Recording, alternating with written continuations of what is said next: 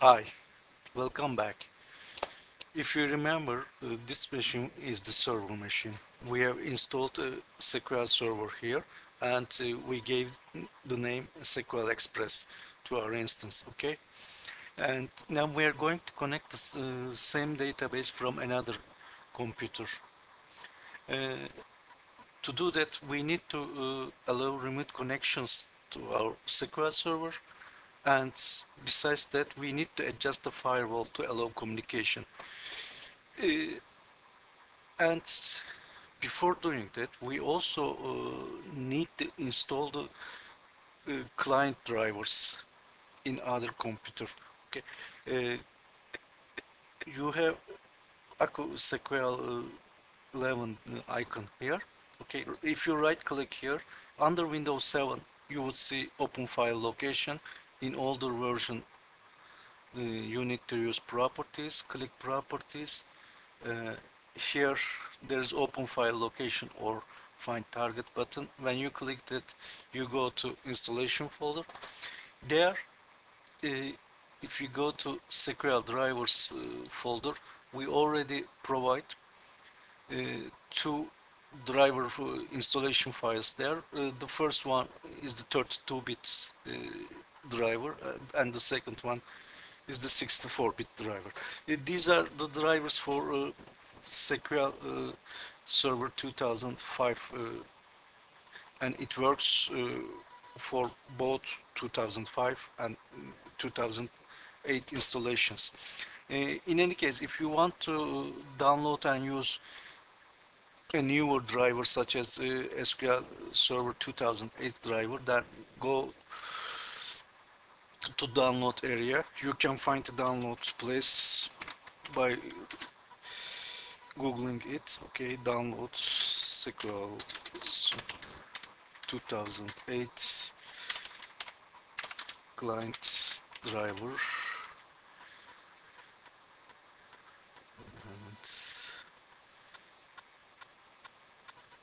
and this one, uh, SQL Server 2008 feature pack. When you click that, you would get a series of downloadable items. Scroll down, and near bottom you will see SQL Server native client. Yeah, it's here. Okay.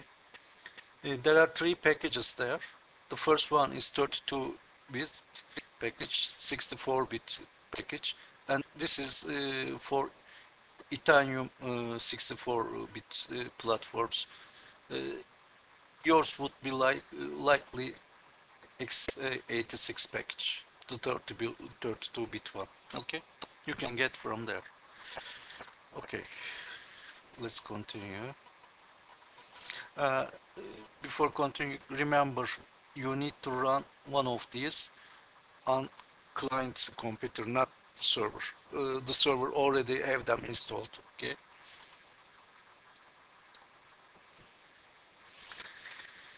Now here I have another computer and I am connected to it via remote test. Okay. Here I have already an AccuSQL working, and I have the red warning that I'm not connecting to SQL Server database yet. Before connecting through AccuSQL, I would simply use another trick to test if we can connect or not. Okay. Uh, to be able to do that, first click your Windows Explorer, open a Windows Explorer, press Alt key so you can get the menu, tools, folder options, go to View tab, and be sure that this option, hide extension for known file types, is not checked. Okay.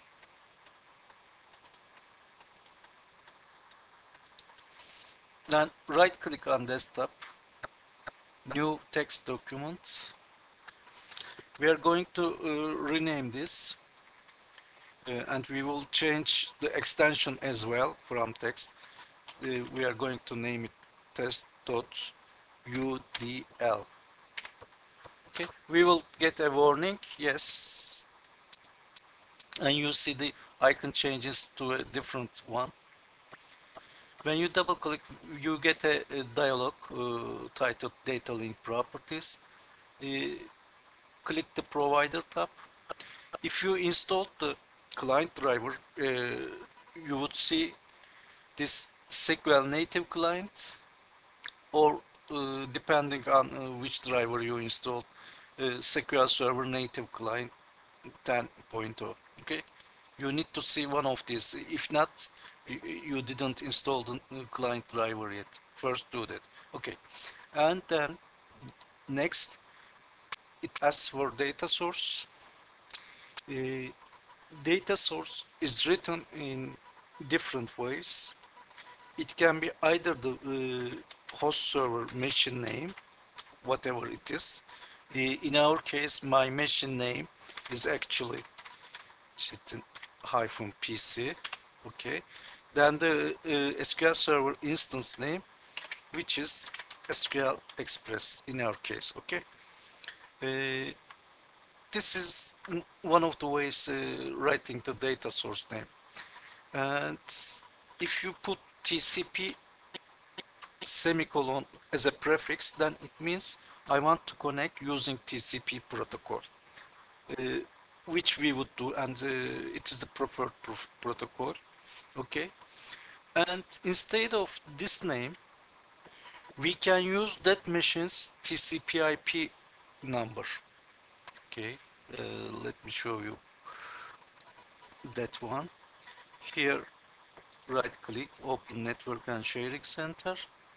Uh, for the connection, I am using this connection between these local area network machines.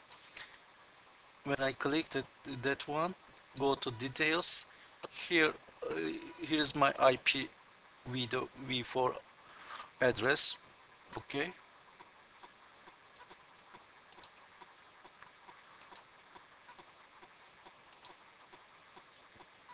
Instead of name, I am going to use that IP number.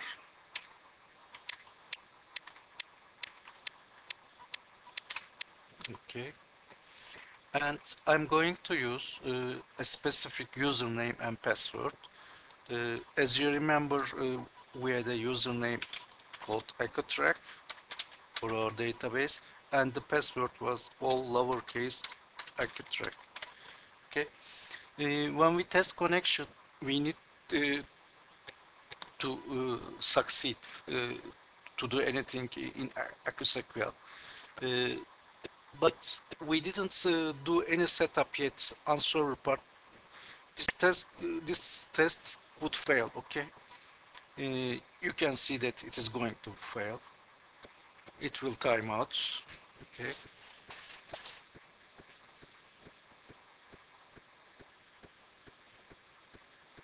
Okay, timeout expired. Let's leave this one as is and switch back to our server computer and make the necessary adjustments allowing remote connections and then firewall adaptations. Okay,